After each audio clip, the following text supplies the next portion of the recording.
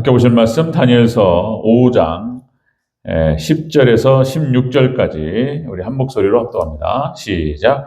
왕비가 왕과 그 귀족들의 말로 말미암아 잔치하는 궁에 들어왔더니 이에 말하여 이르되 왕이여 만수무강하옵소서. 왕의 생각을 번민하게 하지 말며 얼굴빛을 변할 것도 아니니이다. 왕의 나라에 거룩한 신들의 영이 있는 사람이 있으니 곧 왕의 부친 때에 있던 자로서 명철과 총명과 지혜가 신들의 지혜와 같은 자니이다. 왕의 부친 느부갓네살 왕이 그에게 세워 박수와 술객과 갈대아술사와 점쟁이의 어른을 삼으셨으니 왕이 베드사살이라 이름하는 이 다니엘은 마음이 민첩하고 지식과 총명이 있어 능히 꿈을 해석하며 은밀한 말을 밝히며 의문을 풀어줄 수 있었나이다. 이제 다니엘을 부르소서. 그리하시면 그가 그 해석을 알려드리리다 하니라. 이에 다니엘이 부름을 받아 왕의 앞에 나오매 왕이 다니엘에게 말하되 내가 나의 부왕이 유다에서 사로잡아온 유다 자손 중에 그 다니엘이냐. 내가 네게 대하여 들은즉 네 안에는 신들의 영이 있으므로 내가 명철과 총명과 비상한 지혜가 있다 하도다. 지금 여러 지혜자와 술객을 내 앞에 불러다가 그들에게 이 글을 읽고 그 해석을 내게 알게 하라 하였으나 그들이 다 해석을 내게 보이지 못하였느니라. 내가 네게 대하여 들은즉 너는 해석을 잘하고 의문을 푼다 하도다. 그런즉 이제 네가 이 글을 읽고 그 해석을 내게 알려주면 내게 자주색 옷을 입히고 금사슬을 내 목에 걸어주어 너를 나라의 셋째 통치자로 삼으리라 하니. 아멘. 네, 인사합니다. 오직 예수님. 네, 예수님의 은혜와 평강이 넘치시기를 축원합니다. 아멘. 네. 자, 우리 함께 읽으신 다니엘서 5장 10절에서 16절 오늘 본문을 토대로 다니엘의 능력이라는 제목으로 말씀 받겠습니다. 다니엘의 능력. 또 이 부분을 또 하나님께서 기록하시는 이유가 또 있는 거죠. 우리는 그것들을 생각하고 묵상하고 또 깨닫기 위해서 노력해야 됩니다. 자, 오늘 함께 읽으신 다니엘서 5장 10절, 16절 다니엘의 능력 이라는 제목으로 말씀 받겠습니다. 자, 하나님께 벨사살 왕을 향한 하나님의 심판 선언을 하셨죠. 벽에 소문이 나와가지고 벽에 글씨를 써버렸어요. 자, 이것은 하나님의 말씀 심판을 예표한다 그랬습니다. 하나님의 말씀, 예수님의 말씀 심판. 하나님께서 말씀으로 세상을 창조하시고 운영하셨던 것처럼 말씀께서 우주 만물을 붙들고 계시는 것처럼 마지막 때 말씀으로 심판하실 줄로 믿습니다. 불로 심판하신다. 그 다음에 자, 벨사살을 향한 하나님 심판선을 듣고 이 벨사살을 중심으로 해서 거기 귀족들도 두려움에 떨게 됩니다. 그러니까 벨사살 왕이 무릎이 부딪히는 소리가 들렸다. 벌벌벌벌벌벌 떨어요. 이게 마지막 때 예수님의 심판 앞에 자, 적그리스도와 그리고 거짓 선자들, 음녀들 그리고 세상에 믿지 않는 자들이 어떻게 복음을 전이면서 두려워 떨게 될 것인가를 예표로 보여주는 그런 장면이다. 자, 그 다음에 여러 지혜자들 불러서 어떻게 이 해석을 하려 했는데 이거는 해결이 안 되는 것이었습니다. 피할 수 없어요. 피할 수 없는 심판. 하나님의 심판, 예수님의 심판대 앞에서 대책 없어요. 대책이 없다는 것을 보여주는 그런 장면이다. 벨사살 왕의 아내 왕비가 와가지고 이제 나름대로 해결책을 제시하는데 다니엘을 소개합니다. 오늘 본문 이제 다니엘을 소개하는데요. 자, 왕비가 다니엘에 대해서 세 가지 능력을 얘기합니다. 세 가지 능력. 자, 이 세 가지 능력은 마지막 종말 때에 두 증인의 능력을 예표하는 것입니다.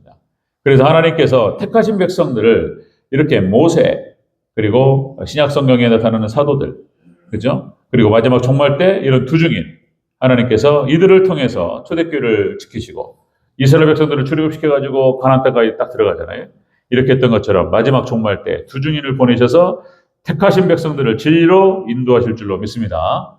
그리고 딱 지켜서 이길 수 있도록 도와주셔요. 하나님께서 그렇게 하셔요. 자, 오늘 다니엘을 통해서 마지막에 활동할 수 있는 두 증인의 능력들을 다시 한번 살펴보도록 하겠습니다.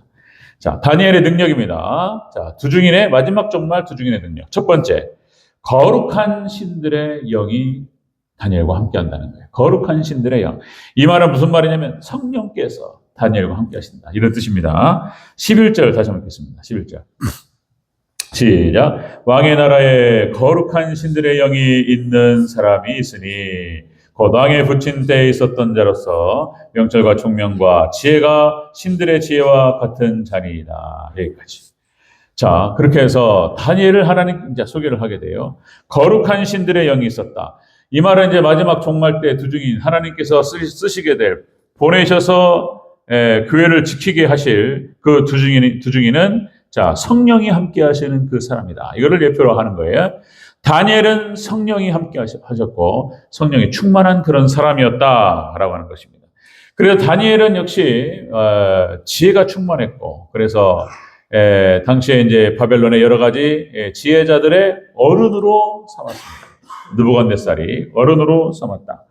자, 그래서 여러분들 성령님께서 주시는 지혜가 세상의 지혜하고는 비교할 수 없을 만큼 탁월한 지혜를 허락하시는 줄로 믿습니다.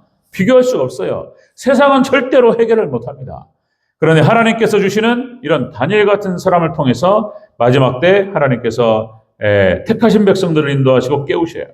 네, 그것들을 예표로 보여주는 것입니다.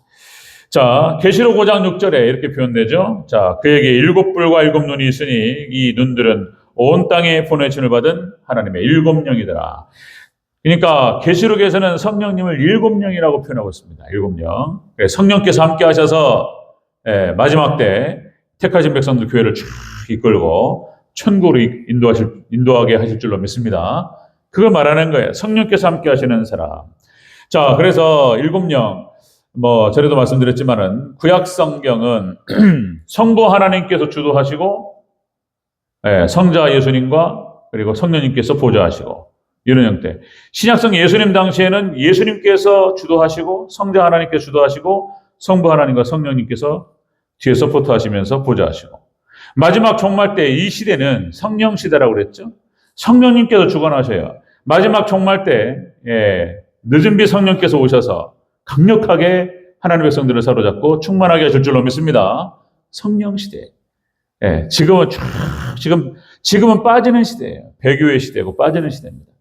근데 마지막 때 하나님께서 이제 딱 예수님께서 재림하시기 직전 추수꾼을 보내기 전에 어마어마한 비가 쏟아져요. 성령 말콧이라고 그랬죠. 헬라어로 말콧이라는 표현, 말콧이. 그러니까 어마어마한 소낙비가 쏟아져서 그리고 쫙 살아납니다. 그렇게 해서 성령 충만한 사람들을 통해서 그렇게 교회가 살아나게 되고 그리고 또 이제 그들을 추수하게 될 줄로 믿습니다. 이런 일이 벌어져요. 자, 그러니까 하나님께 사용하시는 사람들은 대체적으로 다 이렇게 성령님께서 함께 하셨어요. 모세도 마찬가지입니다. 모세도 자, 그러니까 여호와의 영광, 그죠? 이렇게 표현되죠. 출애굽기 24장 16절.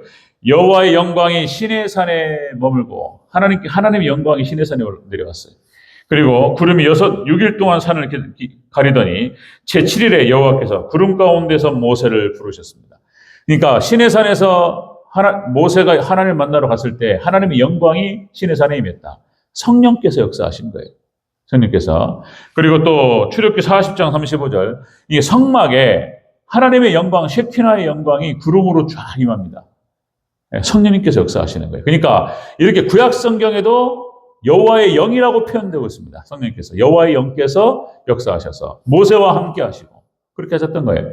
그리고 또 삼손이 그러죠? 삼손이 어마어마한 힘을 드러낼 때 여호와의 영이 삼손에게 임합니다. 그런 장면이 너무 많은데 사사기 14장 8절 사자의 입을 찢어요.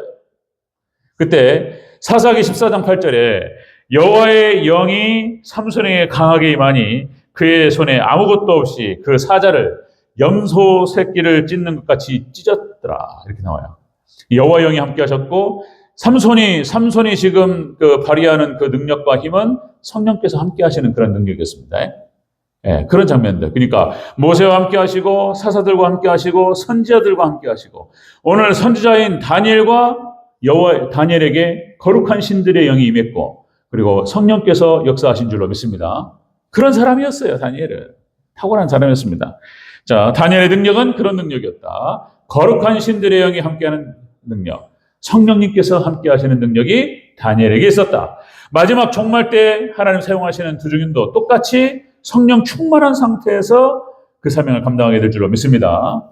네, 그렇게 된다는 거예요. 두 번째, 다니엘의 능력. 자, 다니엘의 능력은 두 번째는 마음이 민첩했다는 거예요. 이 마음이, 이건 지혜를 말하는 것입니다. 지혜. 12절 읽겠습니다. 12절 시작. 왕이 베드사살이라 이름하는 이 다니엘은 마음이 민첩하고 지식과 총명이 있어 능히 꿈을 해석하며 은밀한 말을 밝히며 의문을 풀 수 있었나이다. 이제 다니엘을 부르소서. 그리하시면 그가 그 해석을 알려드리리라 하니라. 아멘. 다니엘은 마음이 민첩한 사람이었다. 이게 왕비가 이렇게 소개하는 거예요. 성령님께서 지금 다니엘을 드러내시고 소개하시는 그런 말씀인 줄로 믿습니다. 왕비가 얘기하지만 이것이 기록됨으로 말미암아서 성령의 감동으로 역사하시는 거예요. 다니엘의 능력은 성령께서 함께 하시는 능력이었고, 그리고 그 다니엘의 능력, 마지막 두 증인도 똑같습니다. 성령께서 함께 하시는 능력, 그리고 마음이 민첩하다. 이것은 마지막 때, 그러니까 지혜가 탁월한 거예요. 탁월한 지혜를 가지고 있었습니다, 다니엘이. 자, 마지막 하나님께서 또 두 증인을 그렇게 탁월한 지혜를 주신다는 거예요. 자, 이 민첩하다라고 하는 뜻은, 자, 비범하다, 탁월하다, 그런 뜻입니다. 탁월하다, 비상하다. 비상한 능력을 갖고 있다는 거예요. 그러니까, 바벨론에 있는 그 모든 학문과 다니엘에 있는 모든 학자와 지혜자들을 통틀어가지고, 다 합쳐요, 다 합쳐가지고 다니엘에게 딱 무게를 달아오면은 다니엘이 이겼습니다. 아멘? 탁월한 거였어요. 하나님이 세우신 사람이에요. 성령께서 함께 하시고, 성령께서 하나님께서 주신 그런 지혜였다는 것입니다.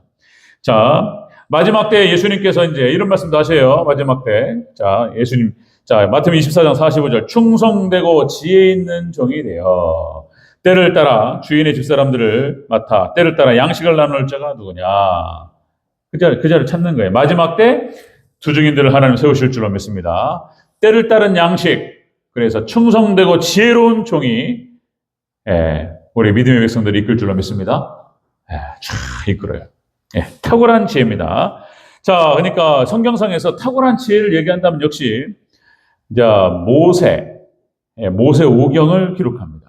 그러니까 이집트 당시에 가장 당시 출애굽 당시 이제 그것이 기록될 당시에 모세 오경이 기록된단 말이죠. 그러니까 모세는 40살 때까지 당시에 모든 최고의 학문들을 다 했던 사람이에요. 왕자로서 왕의 학문을 다 했던 사람입니다. 40살에 정점을 찍었던 사람이에요. 자, 그 다음에 역시 이제 하나님께서 광야로 이끄셔서 40년 동안 또 하나님께서 준비를 시키시죠. 그러니까 이제 모세 오경을 기록했던 모세, 그 다음에 신약성경 13권을 기록했던 사도 바울. 탁월한 사람들입니다. 그래서 사도 바울은 하나님께서 이방인 선교를 위해서 신약을 기록하시기 위해서 특별히 선택한 사람이었습니다. 탁월한 지혜를 갖고 있었던 사람이에요. 그러니까 모세 오경과 율법서를 다 통틀어가지고 예수님의 복음과 결합시켜서 융합을 해가지고 새로운 복음을 드러냈던 사람이에요.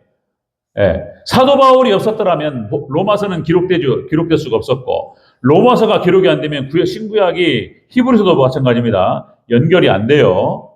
이런 사람이었어요. 그러니까 하나님께서 모세를 학문을 하게 하시고 성령 충만케 하십니다. 마찬가지로 사도 바울도 학문을 하게 하시고, 그리고 하나님께서 성령 충만케 하셔서 사명 감당케 하십니다. 한 사람이 또 있는데, 죄송합니다. 그 사람이 바로 다니엘이었어요. 바벨론의 모든 학문을 다 통달하게 하시고, 그리고 성령께서 함께 하심으로 말미암아서 이 사명을 감당하게 하신 줄로 믿습니다. 제가 신학교 다닐 때 고민이 있었어요. 다들 그런 고민들이 많았어요. 기도도 많이 해야 되고, 전도도 많이 해야 되고, 공부도 해야 되고, 대체 어떤 것부터 해야 될지, 그리고 어떤 친구들은 전도사가 전도를 해야지. 그리고 전도로 막 돌아다니고, 기도로 막 돌아다니고, 기도로 막, 별의별 친구들이 다 있었습니다. 어떤 게 맞냐, 이거예요. 어떤 게 맞냐. 그런데 역시 성령이 충만해도 베드로는 다시 말씀드리면 히브리서를 못 써요. 구약성경에 통달하지 못했기 때문에 로마서를 쓸 수가 없습니다. 아무리 예수님 밑에서 3년을 배웠지만, 그래서 초대교회를 이끌 수는 있어요. 그런데 로마서와 학문이 담겨 있는 것들은 안 되는 거예요. 이게 사도 바울을 특별히 따로 세우셨던 거예요. 그러니까 다니엘도 마찬가지입니다. 다니엘도 성령이 충만했고 그리고 바벨론의 모든 학문을 섭렵했던 사람이었기 때문에 하나님 높이 들어 사용하신 줄로 믿습니다. 이 고민들을 많이 하다가 역시 저는 이제 균형을 잡아야죠. 같이 열심히 해야 되는 거예요. 다 열심히 해야 되는 거예요. 자, 여러분들 그런 것입니다. 그래서 2000년 기독교 역사 가운데에서 마음이 민첩하, 그러니까 청교도 시대 때가 가장 찬란했습니다. 전 세계 선교를 청교도들이 다 완성해요. 영국에서 미국으로 건너갔던 청교도, 영국의 청교도들과 미국의 청교도 달랐어요. 그런데 이들은 똑같은 학문을 가지고 있었어요. 개혁주의 신학. 그리고 이것을 완성하겠다. 철저히 하나님 말씀에 순종하는 신학. 그리고 하나님께서 거기에 지혜를 허락하시고. 근데 청교도들이 다 대단한 학자들이에요. 그걸 읽어야 돼, 신학생들이. 그런데 책이 너무 어려워요. 두껍고. 막 500페이지, 600페이지 되고, 글씨도 작고, 이걸 읽어내기가 너무 힘들어요. 그런데 그걸 다 읽어내야 돼요. 그 과정이 필요합니다. 그런 학문들. 그러니까 청교도 시대 때 가장 탁월했고, 그때 어마어마한 영적인 자산들이 다 책에 묻혀 있어요. 하나님께 특별히. 그러니까 학문과 그리고 기도와 다 중요하다는 거예요. 그들을 하나님 사용하시는 줄로 믿습니다. 여러분들 다른 거 없습니다.